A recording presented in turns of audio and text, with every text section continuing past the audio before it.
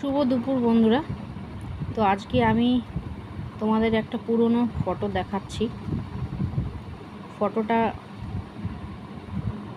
আমি এই সময় ক্লাস 7-এ পড়ি, তখনকার ফটো।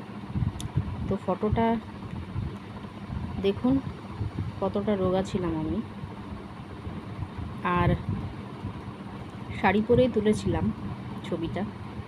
তো ভাবলাম যে চলো বন্ধুদের সাথে একটু শেয়ার করা যাক ফটোটা।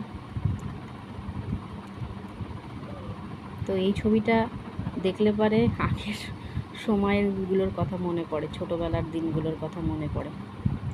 তো ছবিটা কেমন লাগলো সবার কমেন্টে নিশ্চয়ই জানাবেন। শুভ দুপুর সবাইকে আমার তরফ থেকে।